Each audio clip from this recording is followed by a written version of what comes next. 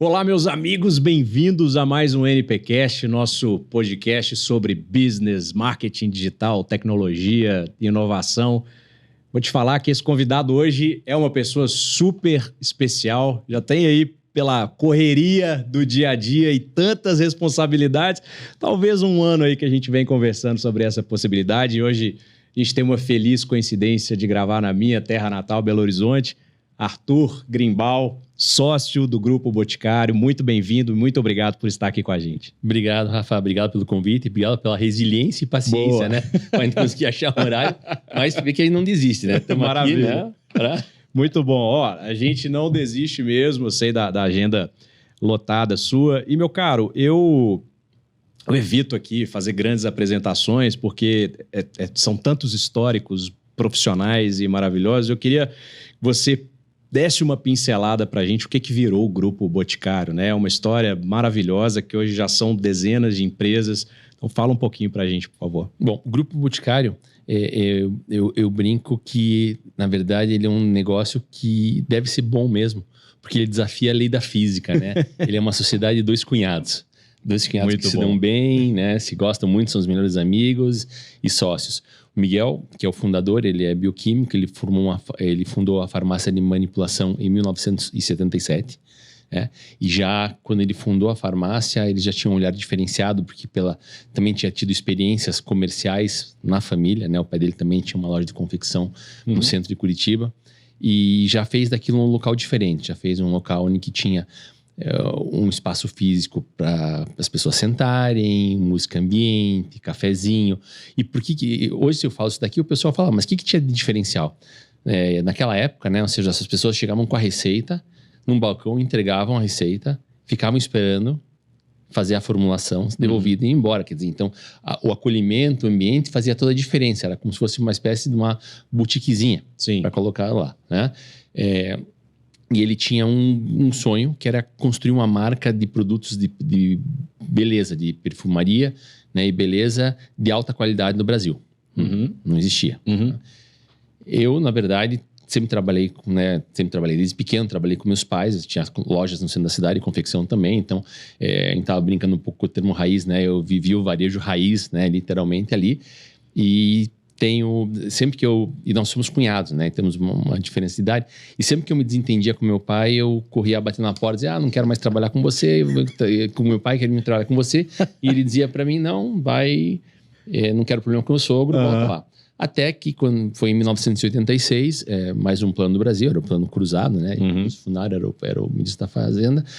Teve um plano e deu uma chacoalhada lá, ele precisou fazer uma série de modificações importantes. Ele trouxe uma pessoa nova para tocar o financeiro, o seu Bernardo Fedalto, e ele precisava de alguém para estar junto com o seu Bernardo lá. E acho que o critério na época foi grande, foi confiança. Tanto que ele nem falou comigo, ele foi falar com meu pai, Rafael. Ele foi pedir meu passe emprestado pro meu pai. E meu pai falou, leva, né? Pode ir, sempre ajudando. E eu fui feliz da vida porque, na verdade, eu tinha tido uma excelente experiência. Eu comecei a trabalhar, quando você tem um negócio familiar, né? Aquela história, você discute o boletim na terça-feira à tarde na loja, no escritório, e você discute, né, o estoque no almoço de domingo, né? E era isso que a gente vivia. Eu tenho 2 irmãs, era meu pai, minha mãe, meu tio que era sócio também. E dentro disso, eu comecei a trabalhar, a gente começava a ajudar na loja cedo, mas a partir dos 12 que eu me embrenhei mais, que eu fui ser office boy. Tô encurtando a história aqui, né? Porque eu queria um aumento de mesada e falei, puta, eu venho trabalhar aqui, isso me dá um aumento de mesada, e bota, meu pai sabiamente topou também. E eu me enfiei eu já acompanhava as lojas, mas me enfiei para valer. E me apaixonei por esse negócio chamado varejo. Legal. E aí, quando eu fui para lá, para mim foi muito interessante, porque para mim era uma oportunidade de aprendizado muito grande. Eu tinha vivido, eu brinco, o varejo raiz, que é estoque, compra, atendimento, pós-venda, tudo daqui num ambiente. E lá eu estava entrando no momento, eu tinha praticamente recém-inaugurado uma fábrica, em 82. A marca estava começando a botar a cabecinha para fora, no modelo que estava sendo desenhado, que era o de franchise. Então eu peguei tudo no começo. E aí eu sempre falo que o Grupo Boticário, ele é a soma de vários sonhos, né? Então tem o sonho do Miguel, que era esse, né? De ter uma marca de alta qualidade de produtos de perfumaria e cosmético no Brasil. Eu tinha um outro sonho, pela experiência que eu tinha tido de loja e o entendimento daquilo, eu queria poder oferecer uma experiência mais completa para os consumidores das lojas do meu pai, né? Ou seja, então eu tinha um sonho de... Porque eu entendi rapidamente o quesito preço era um dos componentes. Apesar de a gente estar no centro da cidade e ter muita competição, eu já com 13, 14 anos entendi que o preço era um pedaço dessa história e tinha todo um 360 embarcado nisso. E eu falava, puxa, aqui a gente vai ter sucesso e eu queria expandir. Então, meu sonho era ir para outros bairros, depois para outras cidades, talvez outros estados. É um sonho que deu liga, né? Porque quando você tem alguém que queria fazer uma marca de produtos de extrema qualidade, quanto que queria abrir umas lojinhas a mais, né? Deu origem aí a um grupo aí de mais de 4 mil lojas espalhadas pelo Brasil hoje. Nós temos presença em 40 países hoje, dentro das nossas várias marcas. É um dos poucos grupos no mundo que tem o go-to-market nessa diversidade de canais. Nós praticamente atuamos em todos os canais, ou seja, atuamos com lojas franqueadas, né? Modelo porta a porta, comércio eletrônico, lojas multimarcas, né? E profissional. Então, somos um dos únicos grupos do mundo que tem essa amplitude de atuação a fazer, né? E isso nos dá uma condição muito boa de conhecer muito bem o território que a gente atua aqui, o Brasil, né? E por isso que foi um dos motivos que nós nos tornamos não só multicanais, mas multimarcas também. Em 2010, nós criamos o Grupo Boticário e hoje são 14 marcas que a gente tem dentro do grupo. São 10 marcas que eu chamo proprietárias, 2 licenciadas e 2 de varejo, que a gente toca. Isso tudo só para dar uma dimensão. Quando a gente fala em GMV, que é a venda da ponta ao consumidor, né? Ano passado a gente fala um faturamento de 30,8 bilhões passado. E num sistema onde que a gente tem um orgulho muito grande, não só do que a gente faz, mas também do como a gente faz as coisas. Legal. Qual que é o sentimento, cara? Você olha para trás, assim, começou de office boy e hoje um grupo que você falou de 30 bilhões em 2023, né? Isso representa um crescimento de 30% com relação a 22. Ou seja, depois de tantos anos ainda vocês crescem 30%. Você olha para trás, cara, que sentimento que te dá? O sentimento que tem é de muita alegria, principalmente, né? Ou seja, porque a gente conseguiu se realizar profissionalmente, mas não só nós dois, como eu falo, é uma soma de sonhos. Muita gente boa nos ajudou ao longo do caminho, trouxe seus sonhos. Hoje tenho muita gente, tenho 20 mil colaboradores hoje dentro do grupo, né? Se eu soma os colaboradores da rede de franquia, a gente vai para perto de 50 mil pessoas. Né? E aí, se eu entro na questão da venda direta, aí vamos na casa de 1 milhão aí para fazer. Então, é muita gente que a gente pode trazer dentro desse guarda-chuva para dar uma oportunidade de criar. Eu sempre falo, nosso propósito, né? Que é criar oportunidades para, através da beleza, transformar a vida de cada um e o mundo ao seu redor. E a gente consegue fazer isso com a gente, consegue fazer isso com o nosso time interno, consegue fazer com os franqueados, com os colaboradores, com as revendedoras, com as lojas multimarcas. A gente consegue fazer essa ampliação que a gente gosta muito. Então, óbvio, é uma alegria muito grande, um orgulho enorme também do que a gente construiu, né? E nós, todas as pessoas que trabalham no Boticário sabem o esforço que todos nós fazemos para isso, né? Uma coisa que aconteceu do nada, é muito suor envolvido, muita cabeça, muita estratégia, mas um trabalho insano para conseguir fazer essas coisas acontecerem. Mas ao mesmo tempo, né? Acho que o maior orgulho que a gente sente, Rafael, não é pelo tamanho, sabia? O tamanho não é o que nos seduz, nunca nos seduziu. Sempre falei com o Miguel, a nossa questão é o que nós queremos sempre buscar fazer o melhor. Se a gente fizer bem o melhor, talvez a gente tenha a chance de ser o maior, né? E uma série mas o foco sempre foi ser o melhor. E graças a Deus a gente conseguiu ser o maior. Hoje a gente tem o maior grupo no Brasil hoje. Sim. Atuante no nosso segmento disso. Então você tem uma satisfação enorme, porque é uma história que está sendo contada todo dia. Né? Não é lá de trás, é uma empresa que se reinventa o tempo inteiro, a gente está sempre tentando buscar. Eu sou, na verdade, um inconformado constante, como meu time me chama, porque o tempo inteiro eu estou mexendo, tentando olhar coisa para frente, que é o que traz inovação, traz muita coisa, mas traz satisfação. E aí você fala, puxa, continua crescendo? Sim, porque no fundo, na verdade, você vai lendo cenários, né? Ou seja, a gente cresceu no ano passado e fizemos 30 em cima de um excelente crescimento também do ano anterior, tudo isso saindo de uma pandemia. Exatamente. Né? Onde todo mundo sofreu. Nós achamos que dia 19 de março, né, eu tive que fechar todas as lojas do Brasil, fiz uma live com os franqueados para avisar o fechamento e nos antecipamos até a alguns municípios que não tinham ordenado fechar, mas a gente tinha um mapa onde a gente acompanhava vários indicadores de cada cidade e quando a gente achava que entrava na zona de risco, a gente pedia para o franqueado fechar. Porque em primeiro lugar estava a preservação da vida ali nos negócios. E aí a questão toda, quando se falava nisso, ok, fechei as lojas, a gente tinha comércio eletrônico que funcionava, mas obviamente não se comparava em volume. A gente tinha a questão da venda direta, que tinha lá um montante, mas... E aí a pergunta, como que eu faço para faturar com loja fechada, né? E aí começa WhatsApp, dá bônus para fazer a compra no Icom, vai lá. Mas engajamos toda a rede. E a gente saiu direito da pandemia, né? Ou seja, saímos com resultados, saímos, graças a Deus, praticamente todos vivos. Uma ou outra pessoa, infelizmente, não conseguiu sobreviver. Mas saímos, né, com 99,9% pessoas do nosso sistema vivos. Ajudamos muita gente, ajudamos fornecedores, ajudamos franqueados, ajudamos revendedoras, porque a gente sabia que isso ia passar. Mas mais do que tudo, tinha a questão na cabeça também, tipo, a gente teve que botar em prática muita coisa que estava em beta, né? A gente estava testando. E acho que uma diferença das empresas que conseguiram sair da pandemia bem e continuam indo bem, diz muito sobre a empresa, né? Ou seja, se eram aquelas empresas que sempre foram atuantes em inovação, buscando diferenciais, canais, tecnologia, tudo mais, nessa hora você fala, bom, acabou o teste, vai para a vida real e vamos... E a gente fez isso. E quando a gente saiu, a gente conseguiu sair direito, a hora que esse negócio funcionar, porque eu tiver os 3 canais na potência, porque o relógio eu tinha micado naquele momento, né? Eu tinha venda direta, que estava indo bem, né? Mas, e tinha o eletrônico. Daí eu sempre falava, e a hora que alinhar isso daqui, os 3? E alinhou. Então, logo que a gente saiu, loja voltou muito bem, né? Fizemos várias coisas, uma loja voltou tudo bem, venda direta também continuou acelerando e bem, e o eletrônico também foi bem. Então, daí são as nossas alavancas, né? Que fizeram com que a gente pudesse ter esses faturamentos expressivos e continuar crescendo em cima de números tão potentes. Muito bom. E a gente fala de um produto que, de certa forma, pode dizer que é uma commodity, né? Ixi, agora você mexeu comigo.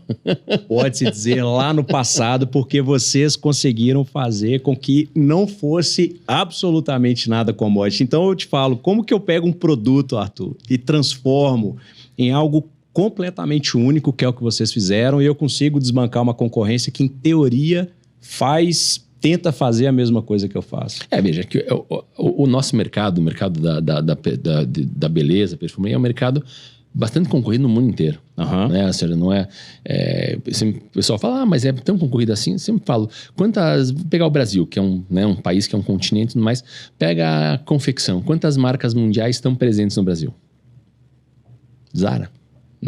Porque para ter uma loja, não, tem presença. Sim. Aí pega sapato. Não tem, né? Agora pega cosmético. Então tem as marcas nacionais, tem todas as marcas internacionais que estão ou tem loja própria, ou estão por catálogo, ou são vendidos em farmácias. Aqui eu estou competindo com um produto que a gente faz aqui, com o produto que está vindo dos Estados Unidos, com o da Coreia, que também é importado. Então, se você quer um lugar ao sol, aí você tem que se diferenciar, né? E foi o que a gente fez desde o começo.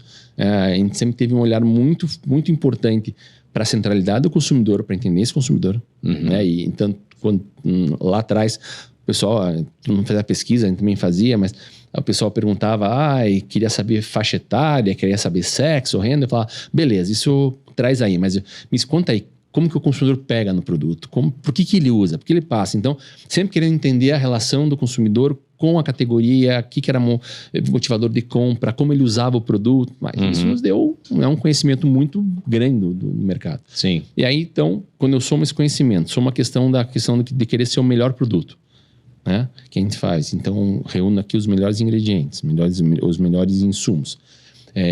Um cuidado extremamente diferenciado no packaging, seja na embalagem primária ou na secundária. Nós fomos a primeira empresa do Brasil a buscar design fora, em 1994. Uau! Né? Tanto que o Malbec que nós temos hoje no ponto de venda, que é o Malbec de celebração dos 20 anos, quem desenhou o frasco foi a Pininfarina. Né? Então... E tem um time super bom interno que desenha também, tá? Então, a gente vai mesclando, mas então a gente vai buscar diferenciais. Obviamente em que quando eu somo isso daqui, eu tenho um produto muito diferenciado. Disso, mas não é só isso, né? Ou seja, que história eu consigo contar a partir desse produto? Como que eu opero esse storytelling num 360? E como que eu trago a proposta de valor da marca para embalar tudo isso e entregar para o consumidor? Parece fácil, mas não é. Mas é quando você consegue fazer, então, que isso realmente é eu ia brincar com você, falou commodity, né? Falar, tem picadinho, tem estrogonofe, tá tudo na mesma categoria ali, mas tem uma coisa e tem outra, né? Exatamente. Óbvio que a gente tem várias marcas importantes no mundo, boas marcas no Brasil também, mas a questão é como você se diferencia para fazer isso daí. E os nossos diferenciais são bastante relevantes, né? Porque essa leitura que a gente faz, somado à questão que a gente traz também de inovação para os produtos, né? Ou seja, faz com que os produtos sejam altamente desejados e com capacidade de acesso, não só da marca Boticário, mas de todas as marcas do Brasil como um todo. Hoje, quando eu falo para você das nossas lojas, eu tenho presença física em mais de 1.750 municípios no Brasil. Uau. Ou seja, 28 municípios com 28 mil habitantes, eu tenho uma loja física. Fora a cobertura por catálogo, fora a cobertura por comércio eletrônico. Ou seja, a gente cobre 100% do país. Né? Mas então, é muito próximo. Fantástico. Fantástico, meu Deus. Deve ser uma aventura. Deixa eu te falar. Uma empresa em franco crescimento, né? Você pode ter uma decisão, às vezes, ou não crescendo também. Você tem uma decisão de crescer organicamente e uma decisão de aquisição. Né? Como que foi isso para vocês? Em que ponto que faz sentido uma empresa pensar o seguinte, cara, faz mais sentido eu agora trabalhar com uma aquisição do que a gente pensar um pouco mais em longo prazo em crescimento orgânico? Como é que foi isso para vocês? Vou começar pelo fim e daí eu chego como foram nossas escolhas, tá? Beleza. Acho que quando se pensa em fazer crescimento orgânico e fazer uma aquisição, acho que tem alguns pontos. O primeiro é o ponto da oportunidade.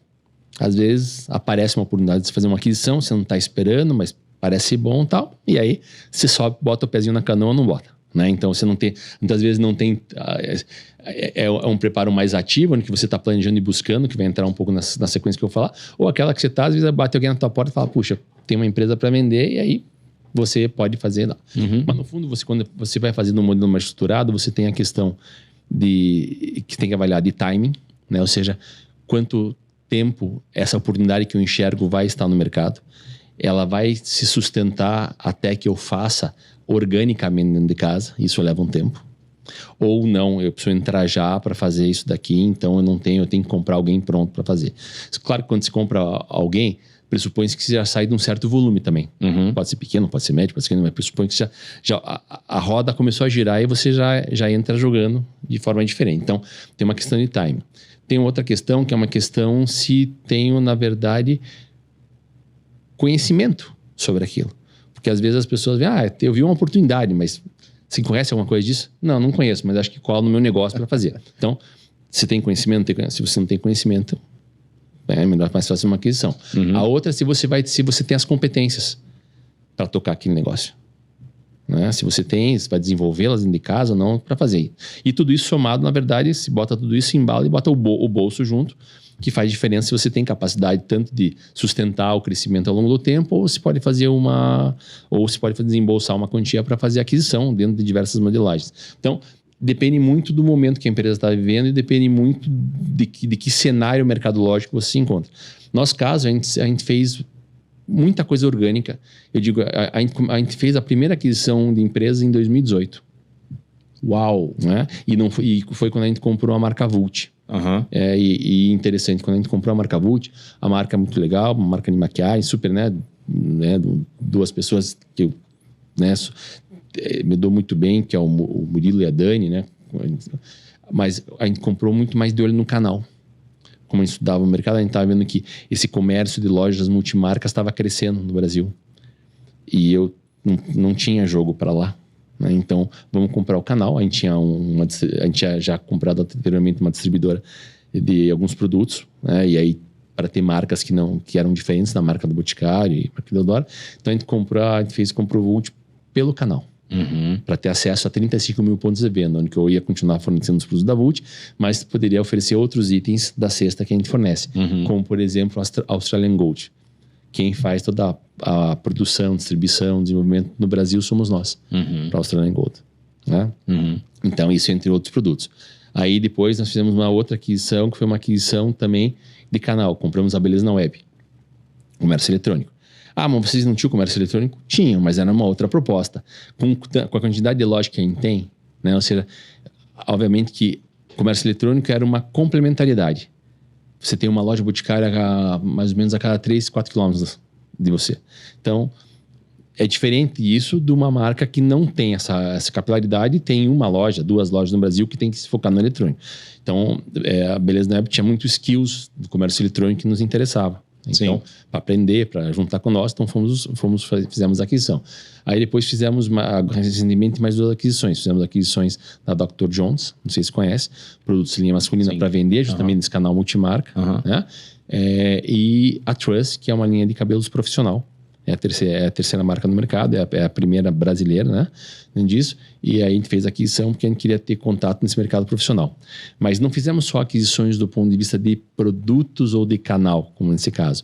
A gente também comprou, né? Tivemos aquisição de empresas de dados, empresas de logística, para sustentar todo o ecossistema que a gente oferece para a nossa rede de parceiros. Certo. Então hoje tem essas variações, né? Não é só o produto, não é só o canal, é que tipo de serviço você precisa trazer para dentro de casa para poder oferecer a melhor equação para os teus parceiros. Fantástico. Arthur, você fala muito de canal. Tem muita empresa aí se passando por omnichannel, mas que na verdade elas são multicanais. Fala um pouco pra gente qual que é a diferença e o case de sucesso que é o omnichannel aí do Boticário. Boa.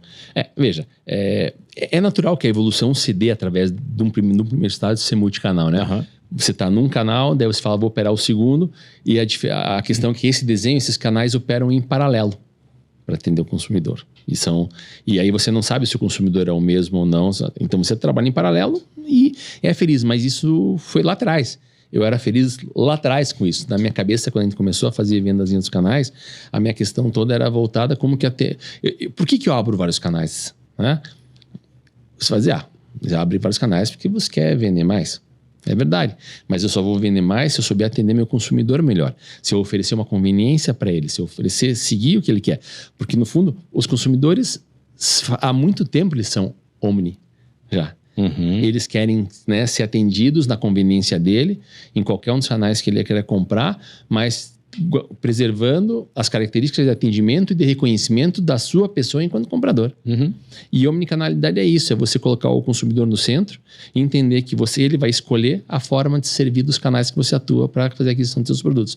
Isso pressupõe que em qualquer canal que ele compre, você você deva ter informação. Eu tenho que saber quem é o Rafael, eu devo saber qual foi a última compra, que eu não sou, que eu estou sendo repetitivo com ele, que eu estou fazendo uma coisa nova, qual é o programa de fidelidade que ele está inserido aqui comigo, como posso maximizar isso. Ou seja, é um reconhecimento de você enquanto indivíduo consumidor. Sim. Independente de você querer uma experiência melhor que é ir numa loja para fazer uma compra, de você querer a praticidade talvez de alguém te aconselhar num catálogo, ou você querer a conveniência, a rapidez de comprar no eletrônico. Porém, você continua sendo o Rafael e eu tenho que subir dessa forma. E aí você tem que ir trazendo elementos que façam essa jornada ser mais rica. Né? Então, o nosso caso, né? Ou seja, durante algum tempo eu não conseguia integrar o comércio eletrônico dentro das lojas do Boticário, mas era uma questão de primeiro momento, ter um sistema que me possibilitasse fazer isso, porque não é um sistema só de faz a venda, eu tenho que ter a leitura do estoque, tem uma série de coisas que antecedem a fazer uma boa venda para você, eu tenho que me preparar para poder servir dentro disso, né? E obviamente que eu tinha um desejo muito grande, e o franqueado falava para mim, pô, mas você está competindo comigo? Eu falava, não estou competindo, porque no fundo eu investia muito mais do que eu vendia, porque para formatar o sistema, para poder fazer isso, mas óbvio que eu queria fazer a entrega através dele. É muito mais rápido. Ter o franqueado naquele BH, né? Nesse caso, loja própria ainda, somos nós aqui. Mas tem uma loja aqui na esquina do seu negócio, ali na Savassi. Ela vai entregar muito mais rápido do que eu mandar um produto de você para você lá de Campina Grande do Sul, de Cajamar, de São Paulo, né? Ela vem com uma condição muito melhor de custo. O frete vai ser mais barato. Mais rápido, mais barato, mais assertivo e vai criar relacionamento com você. Sim. Então eu queria fazer isso daí, mas eu precisava preparar a rede também para fazer isso daqui.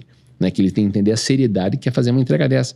E aí, a partir disso, eu consigo fazer a integração, consigo fazer todas as entregas, né, através das lojas. E quando você entra numa loja hoje do Boticário, no momento inicial eu consigo que o cliente, né, me forneça o CPF dele, eu tenho toda a leitura do que você comprou na loja do Boticário e que você comprou no comércio eletrônico. Catálogo ainda estou chegando, porque ainda estou quebrando a cabeça um pouco, que é uma venda que a revendedora faz. Está tudo certo, não é o que eu quero dizer, mas eu consigo chegar e dizer, bom, Rafael, você pesquisou lá o ZAD aqui, você não comprou, será que foi uma questão de preço, tem uma promoção específica para você agora, está chegando aqui, eu vi que você é comprador de produtos femininos, está chegando no Dia das Mães, será que sua mãe... Eu consigo ter um outro nível de conversa com você dentro disso, porque eu passo a conhecer melhor Ela deve ser. Então, aí sim nós estamos falando de omnicanalidade, porque eu conheço você, suas necessidades, o que eu posso agregar na curadoria e posso te atender de diferentes formas e você pode escolher. Inclusive, você pode passar um WhatsApp para uma loja nossa e pedir o produto que ela vai ser entregue onde você quiser. Fantástico. Né? Então, essa integração que é importante, é entender isso sob o aspecto do olhar para o consumidor e entender que ele define como ele quer ser servido, mas com a personificação e personalização dele. E Arthur, como é que vocês tinham um sonho, vêm concretizando esses sonhos, como que vocês transmitem esse sonho até lá na ponta, né? Até para o franqueado, para o lojista, a pessoa que está ali olhando para o cliente, como é que é esse trabalho do Boticário para que todos tenham a mesma comunicação, a mesma forma de tratar o cliente? Acho que aí tem dois lados, né? Tem um lado que talvez é um pouco mais processual, vamos dizer assim. Eu tenho que oferecer um bom treinamento e eu tenho que entender as diferenças regionais, talvez, de approach num treinamento, mas eu tenho que fornecer um bom treinamento, eu tenho que fornecer uma boa comunicação.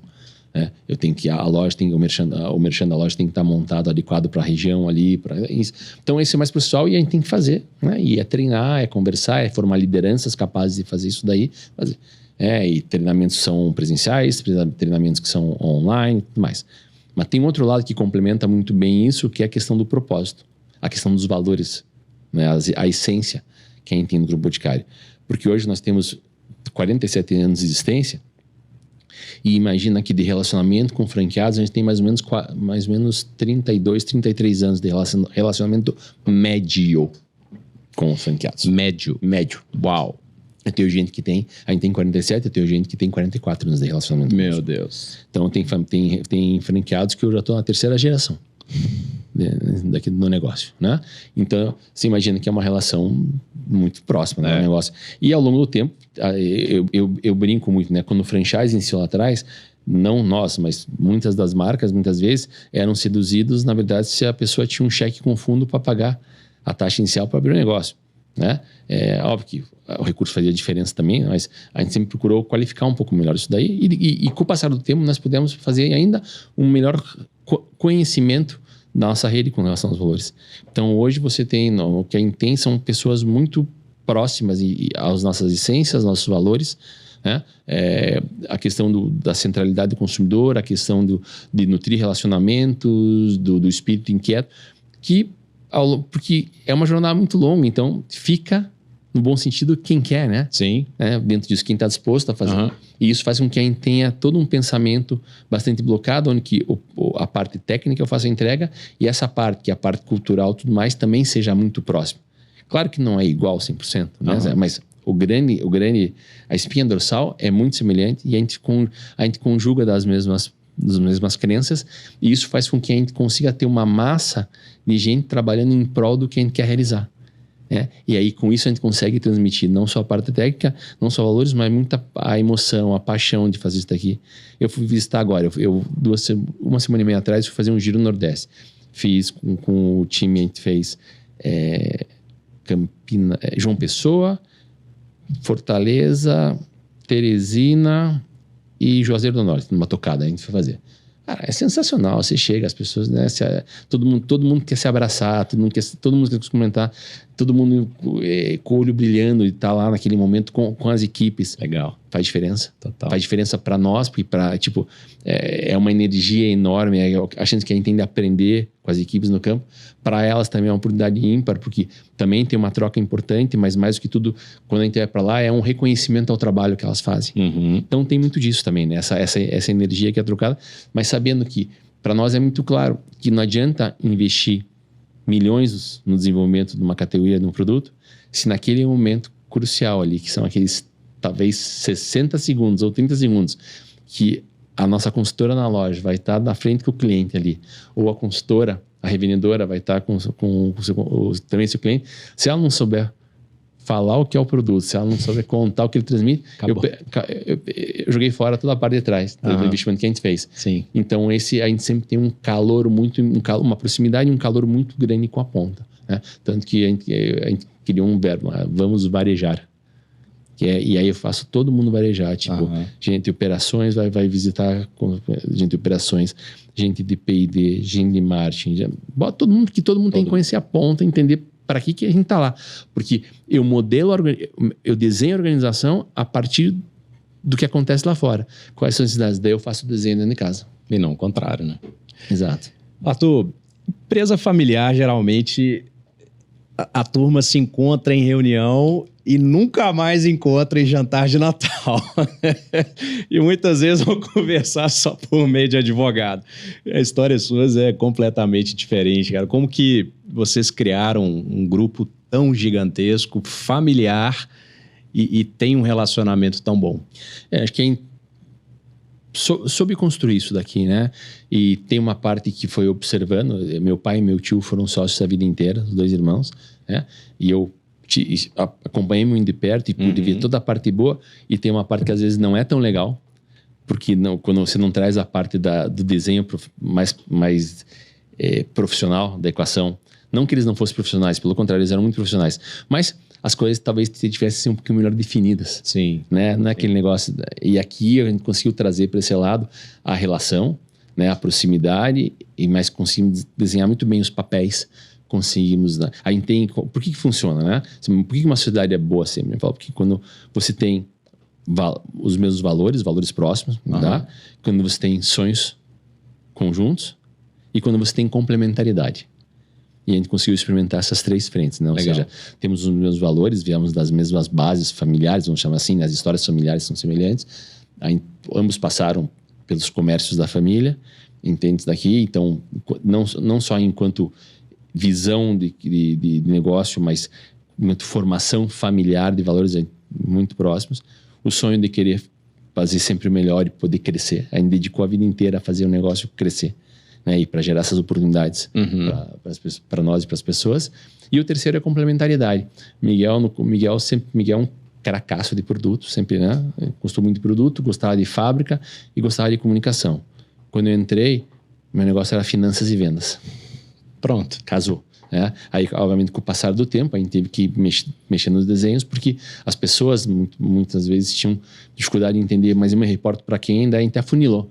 Em 2002 a gente funilou, eu virei vice-presidente executivo, a operação passou a responder para mim para ter clareza, mas e depois, quando eu virei presidente do grupo e ele foi presidente do conselho, eu brinco que a gente fez muito mais pro lado externo do que para nós dois. Entendi. Né, da questão.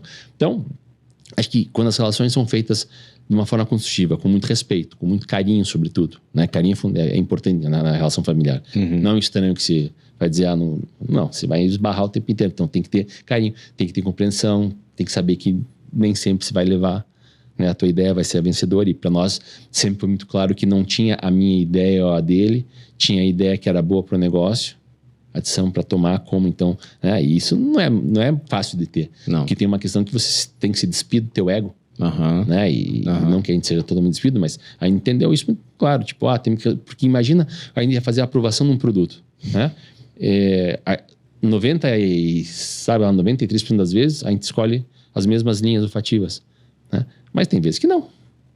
Ele tem um puta nariz técnico. Eu falo que eu tenho um narizinho mais comercial e tá tudo certo. Mas quando isso dá, a menina, quando ia fazer a aprovação e vinha com indiferentes mesmo, corria uma lágrima, né? Que dá o negócio.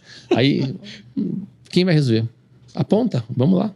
Vai nas lojas tais, conversa que quem está de frente consumidor vai poder orientar, porque os 2 produtos eram bons, não tinha, era uma questão de nuance, os 2 eram bons, era uma questão de, não vai. Entendi. Então a gente sempre teve esse olhar também de trazer o melhor para o negócio.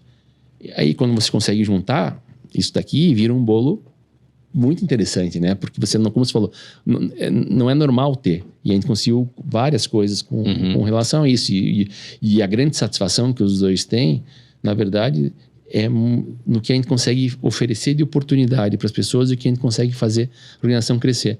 E ele não está preocupado. Você vai dizer, puxa, você não está preocupado com o dinheiro? Não sou hipócrita. Claro que o dinheiro faz bem, né, para todo mundo e tal. Ele possibilita várias coisas. Fazer, mas nunca foi o motivo. Foi a consequência. Entendi. Entendeu? A gente sempre faz, tipo... Eu sempre falo, um negócio, na verdade, ele, em tese, ele é simples. É você fazer uma boa leitura de cenário, você escolher uma boa estratégia e fazer uma puta de uma execução. Né? Claro que não é. Sim. E aí eu falo assim, se a gente fizer essas boas escolhas, no final da história o resultado vai estar lá.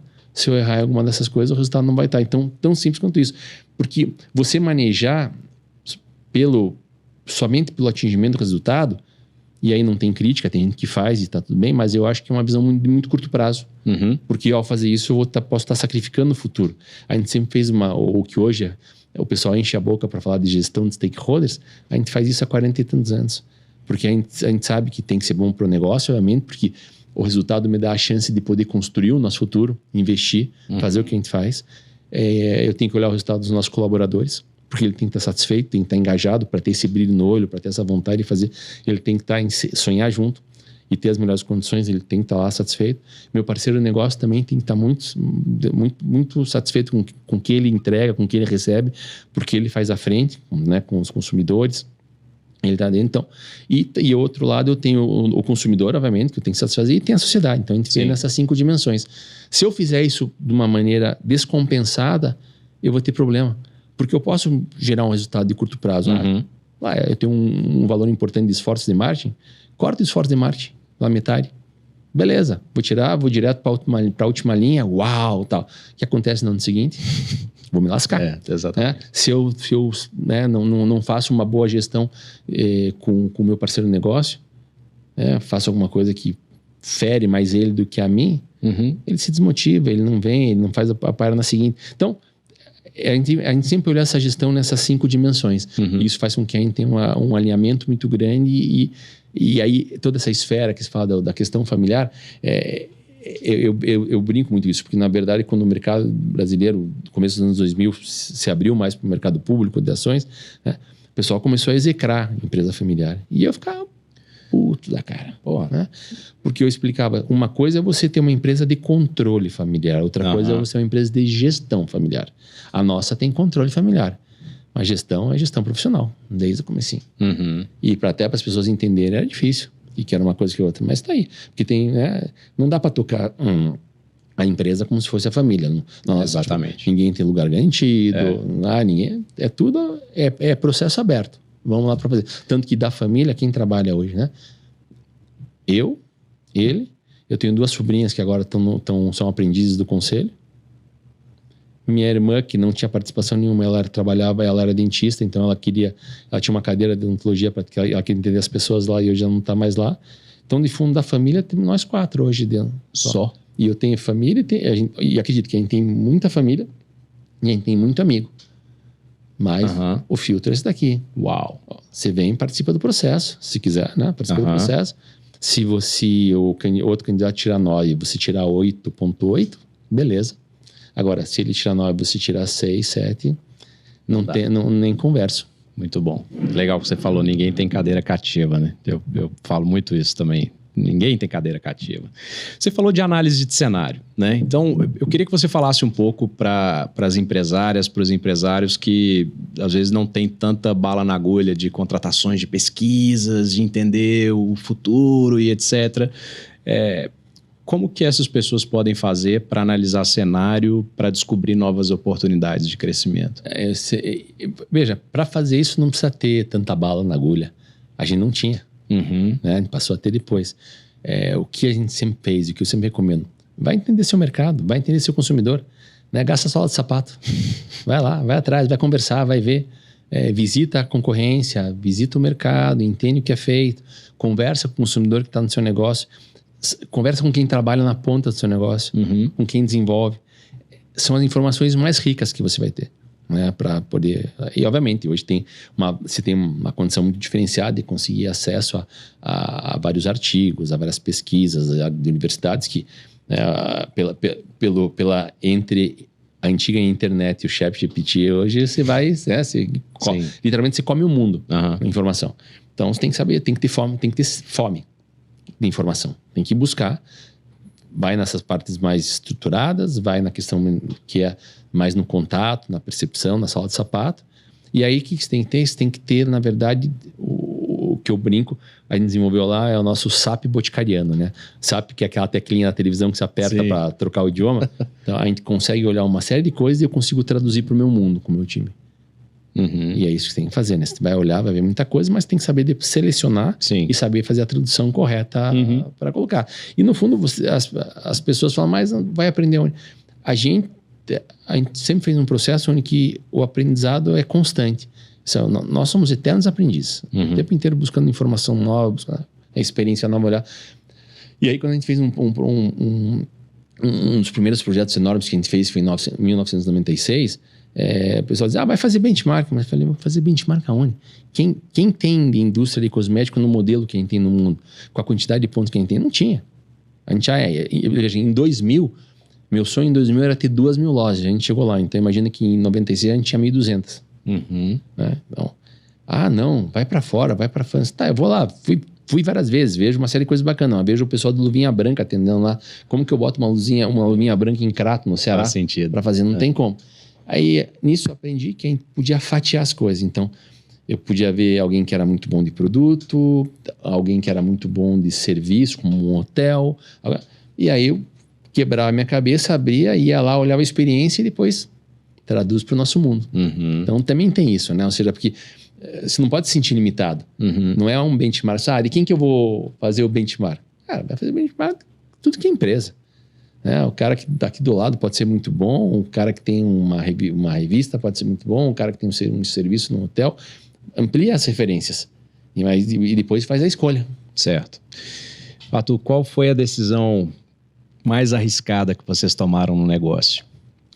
Puxa, ser empresário no Brasil, você toma muita decisão arriscada, ainda mais se eu pego os tempos de inflação, né? Porque, sim, não sei se chegou a pegar essa época, eu já trabalhava nessa época, 70% ao mês lá. Corre no supermercado, aproveita. Faz, porque teu dinheiro perdia valor 2% ao dia dentro disso. A decisão mais arriscada, acho que a decisão, uma super decisão arriscada, faz parte desse processo que eu te falei ali de 1996, um projeto chamado que a gente chamou redesenho. Já vou te explicar por que ela foi arriscada. Porque, óbvio que quando um negócio não vai bem, você mexer nele é arriscado, mas todo mundo está comprado com você que você tem que fazer isso. Você querer virar de ponta cabeça um negócio que está funcionando bem é outra história. Então, você é chamado de louco para ser educado, né? Sim. E a gente fez isso em 1996. Né? A gente tinha um negócio já que tinha um reconhecimento com o sinônimo de perfumaria no Brasil era o Boticário. Na época a gente faturava 120, 130 milhões de reais, já era pós-plano real dentro disso. A gente tinha 1.200 lojas e tal. Só que a gente, de volta, a gente sabia que podia ir mais longe. E aí a gente tinha um modelo que a gente tinha master franqueados, né, que faziam o desenvolvimento da região, faziam a entrega do produto. E estava chegando uma época que não fazia mais, a gente tinha 27. Então, fazia sentido ter 27 estoques, 27, sabe? Você começa a pensar de uma maneira diferente.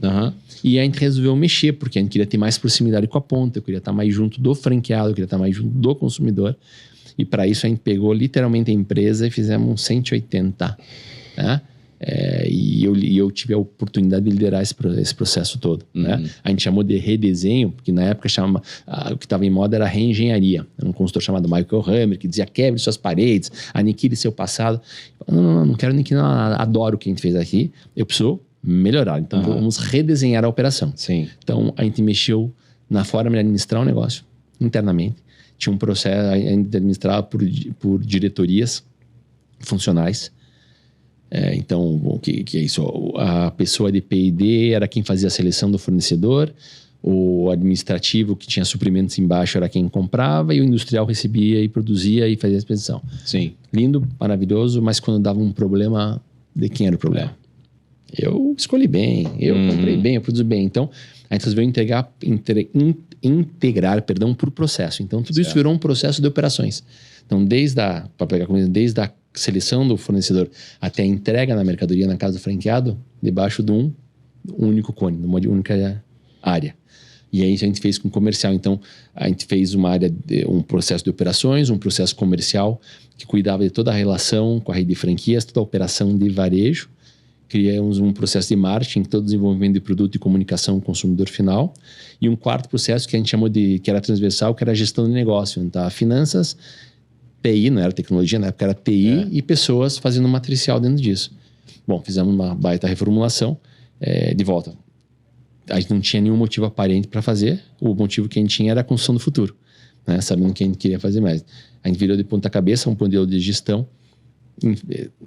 Troquei praticamente todas as pessoas que estavam na diretoria naquele momento. gerentes também ficaram muito poucos, porque eu precisava de gente com visão nova para fazer. Eu tinha um time bom embaixo preparado, que precisava de espaço para crescer. Então, trocamos tudo daqui. Mexemos na distribuição, tiramos os master franqueados e em vez de abastecer 27 master franqueados, a gente passou a abastecer diretamente 1.200 lojas, com um pedido de varejo mesmo, né? Ou seja, você pode pedir um item de cada um, porque é o que faz sentido para a sua loja vender. E não satisfeito com isso, fomos mexendo na loja ainda também, né? Imagina, o franqueado olhava para mim, tira esse moleque daí, né? Eu era novinho, né? Tira esse moleque daí. Porque também era uma loja, vendia bacana, mas a gente queria tirar os balcões, a gente queria que o consumidor se sentisse mais à vontade, pudesse olhar outros produtos. Sim. Eu fazia pesquisa, tinha lá a senhora que dizia para mim, tudo que eu quero é poder olhar o rótulo do produto, que eu não consigo pegar porque está atrás do balcão. Bom, mexe nas lojas, tira os balcões. Você é louco, vão me roubar, não sei o que lá. Falei, beleza, vai crescer no mínimo 25% seu negócio com essa mexida. Cresceu 25, cresceu 30, outro cresceu 50. Começou a ter acesso a muito mais conhecimento do que era Boticário. Acho que foram nesse processo que a gente fez, foram duas grandes decisões. Acho que uma decisão foi, a marca Boticário passou a ser muito mais vendida do que comprada. A gente passou a ter muito mais agressividade comercial, da ampliação das linhas e tudo mais lá. O outro foi, que é mais radical com isso, foi o entendimento do negócio. A gente nasceu num laboratório, a gente montou uma fábrica e aí montamos uma rede de varejo. Quem orquestrava o jogo era a fábrica.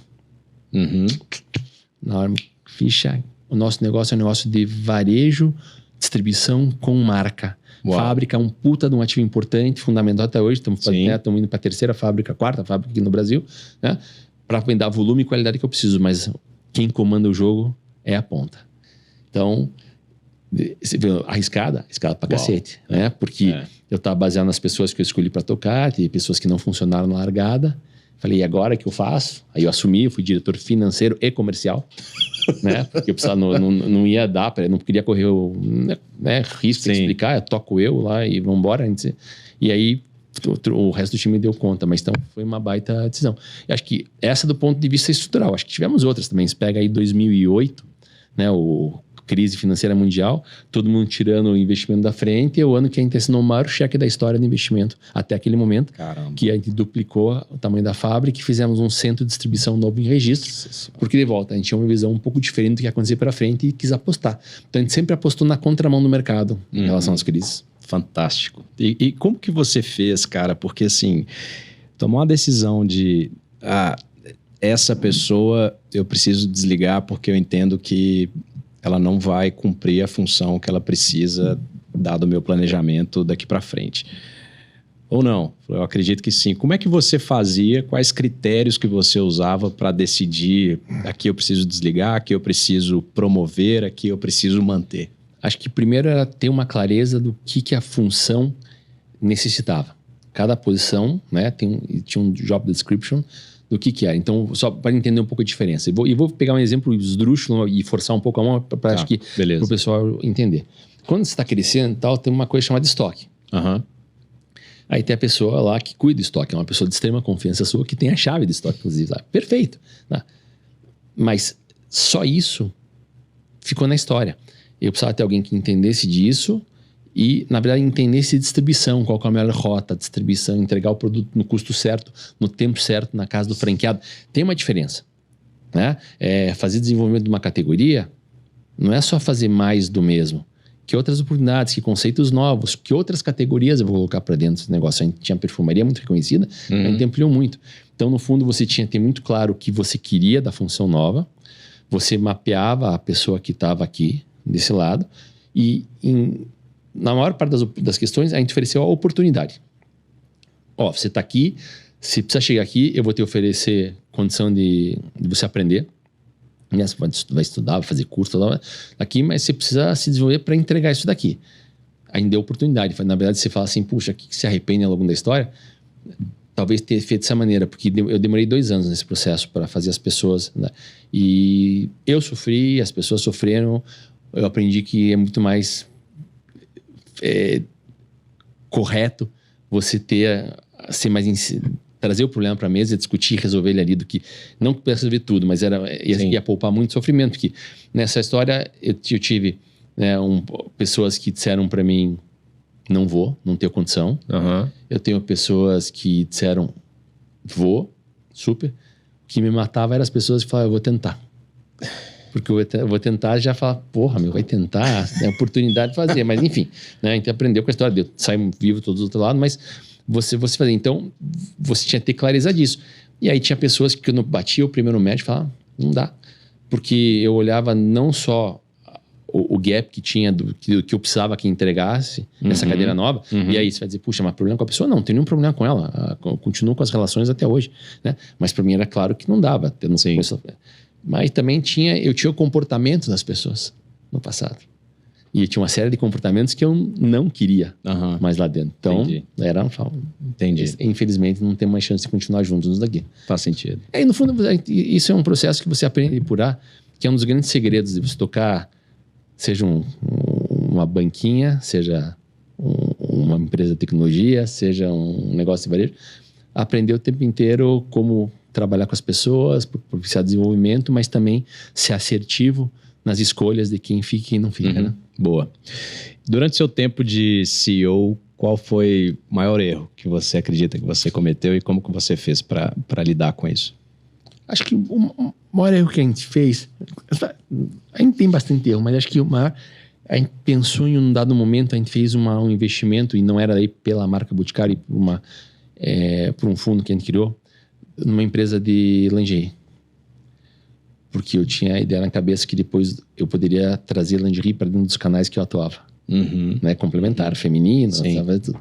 E a gente compramos uma participação numa empresa e errei a mão porque, no fundo, acho que não investi tempo suficiente para conhecer os sócios. Olhei o negócio, achei interessante, tive algumas reuniões, todo mundo educado e tal, mas você não conhece as pessoas quando não é educado, você conhece as pessoas quando a gente tem problemas para resolver e lidar. E aí, quando começou os problemas, eu vi que tinha errado. Não vai porque os valores não batiam. E aí, volta. Quem tá certo, quem tá errado. Eu tenho uma maneira muito... a gente construiu a história muito em conjunto, trazendo os problemas, nunca foram daqui ou dali, sempre foram nossos. A gente, o modelo que a gente tem como modelo de franquia, eu ajudo o franqueado a resolver praticamente todos os problemas da ponta, ele deu condição para fazer. Sempre, não estou acostumado a esse negócio de tentar ficar, isso daqui é meu, isso daqui é seu e se lixa, né? Então, tivemos um choque cultural, um choque de valores, depois de postura, que aí derivou que a gente perdeu o investimento inteiro no negócio e causou uma marquinha na vida ali de fazer, mas tudo certo. E aprendizado. Como você começou a fazer daí para frente para entender essa questão de valores e novas possibilidades de aquisição? Toda pancada que se leva, ela não é em vão, né? Eu sempre falo que você tem que tirar uma coisa boa disso daí. E para mim é um aprendizado.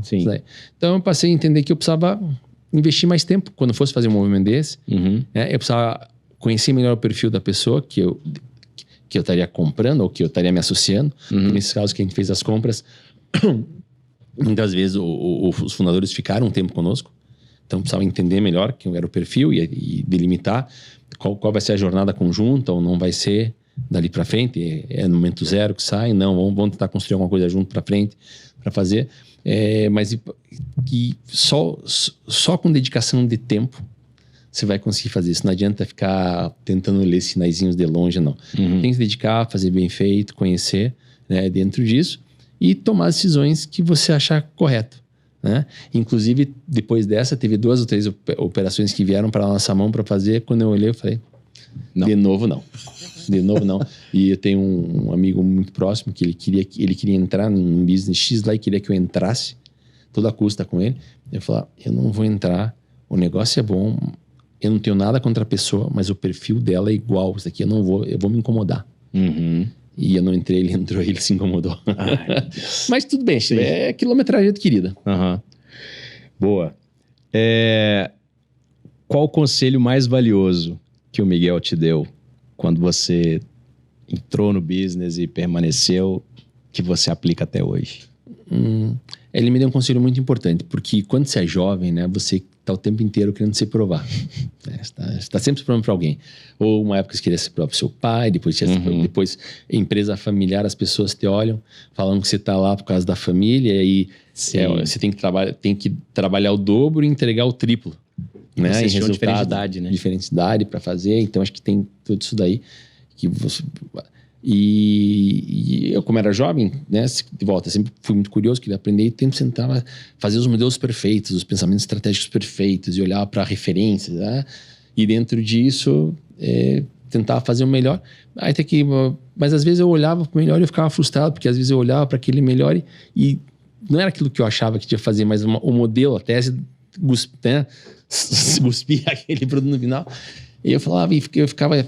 O texto dele falou, o melhor conselho que ele me deu, falou, ouça teu coração para tomar decisões, né? Tem o lado técnico e tal, e é o que eu faço eu faço com muito bem executado, eu acho que muito bem executado. Eu tipo, ouço, vejo a parte técnica, faço na minúcia e tal, mas hoje eu tenho o cheque aqui dentro, eu bato o cheque aqui para ver se aquilo tá correto sobre meus conceitos, sobre o ponto de vista do que eu tá repetindo. Já teve negócio que a gente fez que eu tava mal para fazer o negócio. E foi, eu tava mal e fiz o negócio e óbvio que ele deu errado.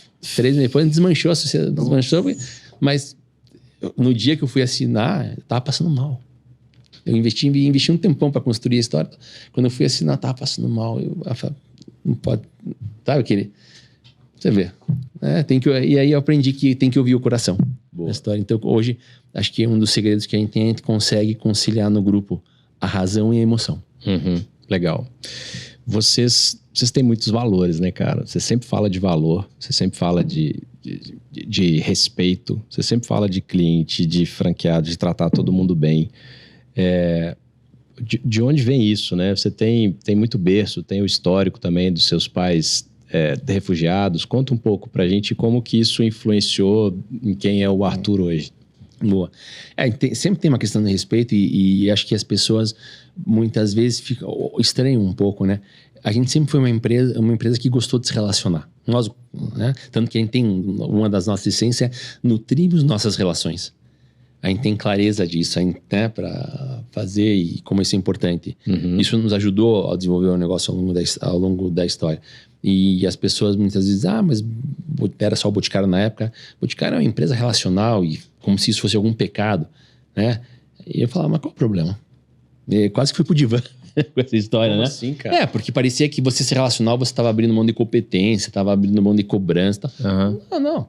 Aqui tá tudo certo, a gente faz as coisas, mas cada um tem... Né? Quando você é criança, você não tem que passar na escola 7, 8 para poder sair de férias. Aqui é igual, amigo. Sei. Você tem que entregar aqui, então, suprimentos, vai se relacionar bem com os fornecedores? Vai, super bem. Mas não vai deixar de negociar, não vai deixar de construir uma melhor proposta de valor para as duas partes, tal. Assim como a gente faz com o franqueado, tudo isso. E o time interno, então, a gente tem muito disso. E a gente tem um conceito que a nossa régua é alta, sabe? Tipo, a gente cobra. Né? Tem todo o pacote bom, né? De tudo, ambiente, mas é régua alta. Outro dia até teve uma pessoa que trabalha comigo que ela me deu Arthur, aqui é régua alta com abraço. Falei, perfeito. Resumiu bem. Perfeito. E é isso daí. Então, mas para isso tem um jeito, né? Porque tem jeito de fazer isso daqui. Você não precisa ser desrespeitoso com alguém para cobrar. Não precisa xingar você se você não fez. Não precisa dar um esporro público em você. São coisas que não batem. São coisas de educação. Sim. E aí pode ser que alguém tenha sido educado diferente. Nós fomos educados dessa maneira e tá tudo certo, né? Propósitos e valores não tem certo e errado. Cada um tem o seu e você tem que estar com quem tem match com você. Sim. Dentro disso. E em casa sempre foi assim, né? Ou seja, sempre um respeito muito grande. Meu pai, infelizmente, ele passou a Segunda Guerra na Europa. Ele é muito jovem, ele foi partir a família lá. Foi uma das poucas famílias que saiu inteira da guerra, né?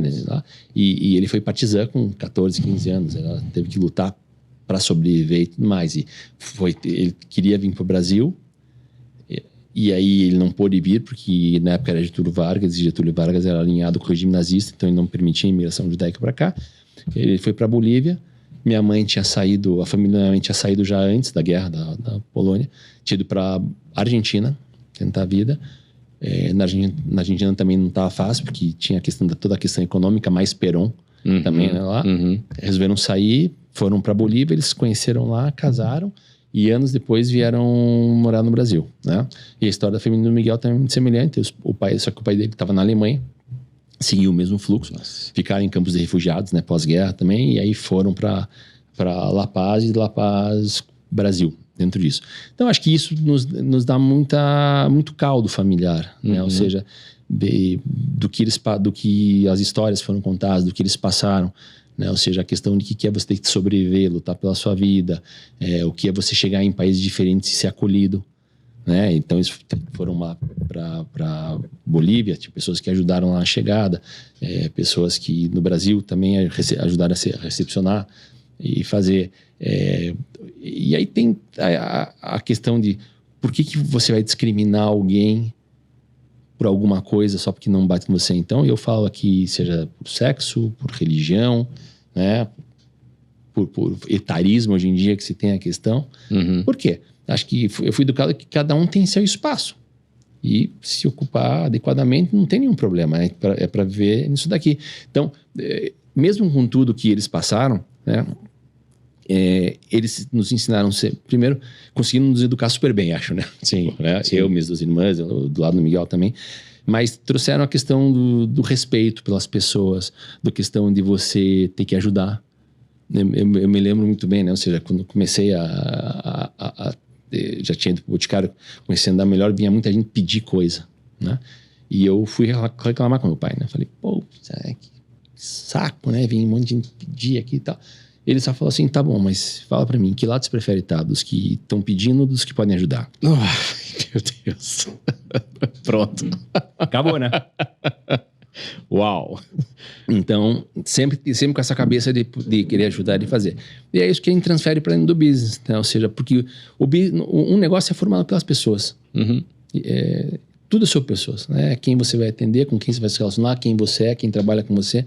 Então, tem que ter o jeito de fazer isso daí. E esse é o nosso jeito. A gente gosta de tratar bem. A gente gosta de ser bem tratado. Para mim, é muito simples, né? Ou seja, sim. Qual é o segredo? Eu trato as pessoas como eu gostaria de ser tratado. Tão simples quanto isso. Né? Então, você gostaria que alguém viesse e desse esporro público em você? Não. Então, não dê. E aí vai.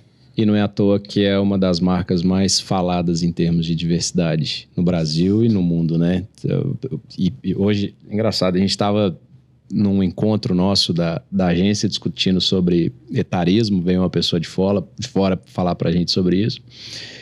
E ela deu vocês como exemplo. Ela falou, olha, pessoal, e ela é especialista no assunto e tal, e ela veio falando sobre diversas questões relacionadas à diversidade. E ela falou que a questão do etarismo é uma das menos discutidas de todos os aspectos relacionados à diversidade. E ela falou, cara, mas tem algumas exceções, como o Boticário, que vem fazendo isso. Então, é muito reflexo dos valores que vocês têm. Né? Dos valores da vivência. Sabe de onde que vem o negócio do etarismo? Como eu falei, eu entrei com 17 anos. E eu entrei, né, como assistente financeiro. Então, mas eu ia fuçar e tudo mais lá. E aí, as pessoas olhavam para mim e diziam, o que esse moleque tá aqui perguntando tanto? Meio que um desdém até, né? O que ele pergunta tanto? Quem é ele para trazer a nossa decisão para, tipo, quase que um bullying. Né? Total. Tanto que eu fui financeiro, né, vários anos, então eu trabalhava, eu tinha de botar gravata e eu pegava um óculos da minha irmã emprestado para parecer mais velho. Mentira. Para poder se relacionar com o mercado financeiro, né? Tipo, me lembro como se fosse hoje. Caramba. Veio um gerente na época de um banco internacional, ele marcou com o financeiro e era eu, né? E eu entro na sala, ele estava na sala, eu entro, eu falei boa tarde, ele fala boa tarde, eu queria falar com o seu Arthur. Daí eu falo, pois não, né? Aí ele olha assim, não, você não tá entendendo, eu quero falar com o seu Arthur. Eu falei, então, pois não. Ô menino, dá pra você chamar o seu Arthur? Eu falei, porra, eu sou o Arthur. O cara me olhou, a gente sentou aí, eu tinha 18 anos, né?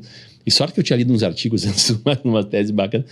E aí ele sentou e daí eu comecei a falar, né? Ele começou a abrir o olho. Eu falei, inclusive, né, na matriz do seu banco, o país tal, tem essas práticas comerciais, assim, assado. Tal.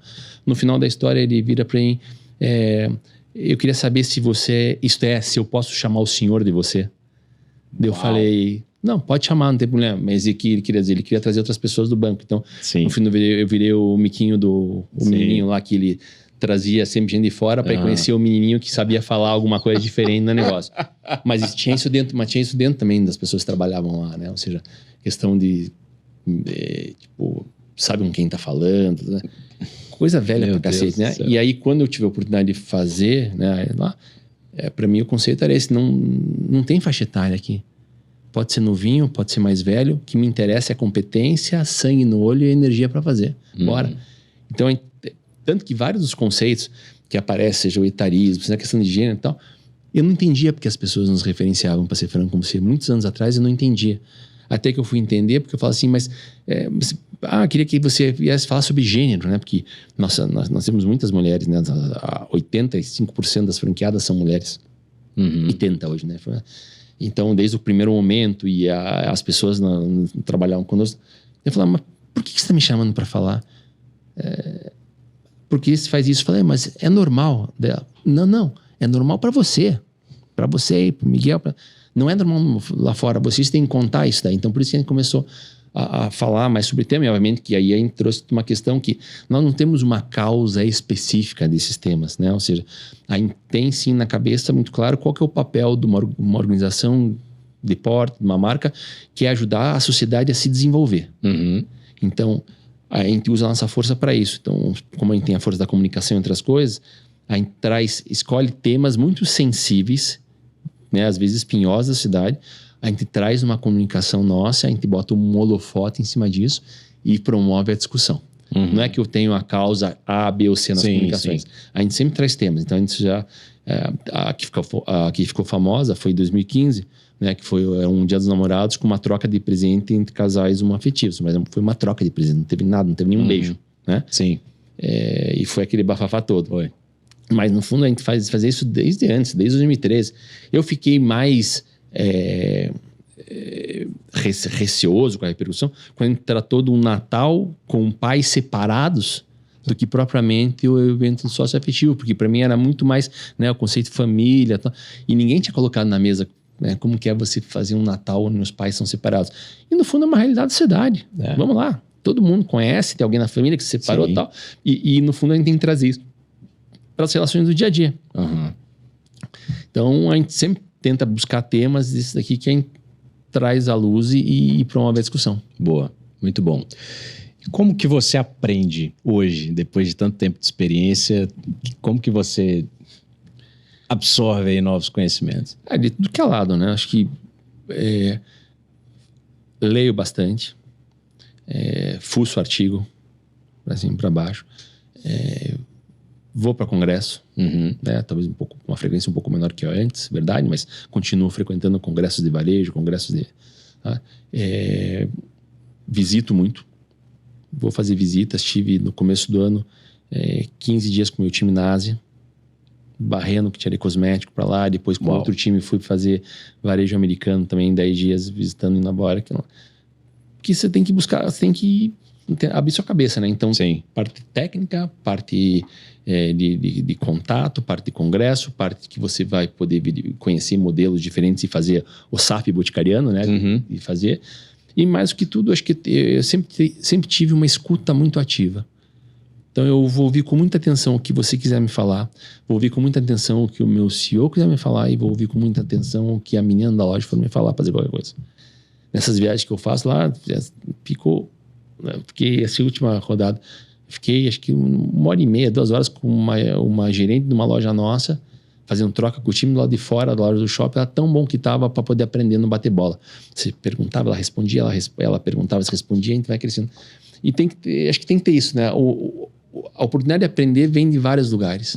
Você tem que estar com a cabeça aberta e com essa escutativa para poder selecionar o que serve para você ou não.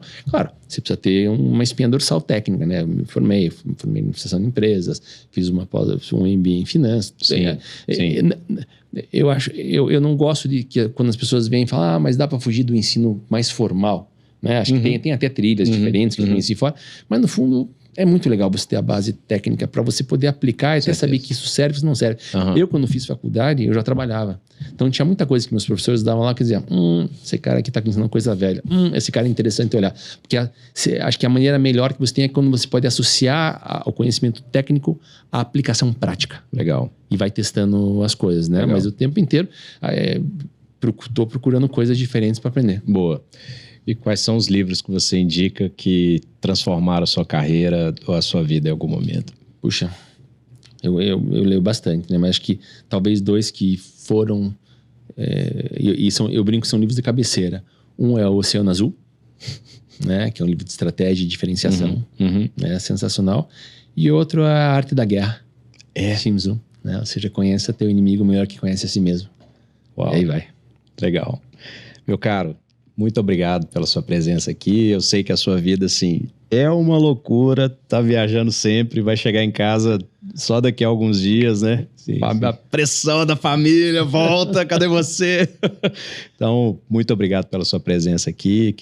Pra gente aqui é uma honra dizer que a gente acompanha muito vocês, né? O grupo, toda a evolução. Eu gravei com o Dani, que era até então VP de Tecnologia e Pessoas, assumiu novos negócios. Exato. Agora, um cara fenomenal, fora da curva. Tô lá para falar com a Renata, viu, Renata? Me ajuda aí, quero gravar contigo também.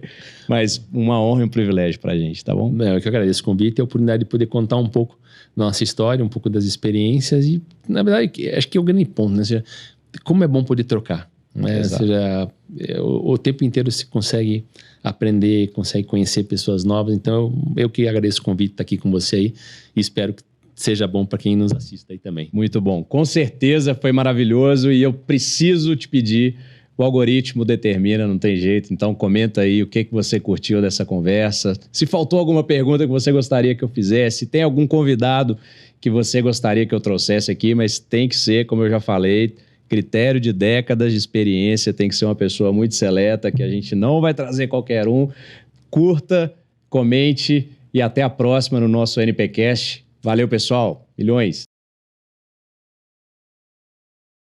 Pessoal, nosso grande objetivo é trazer conteúdo de qualidade para vocês, sem tecniquias e de uma forma que você consiga compreender.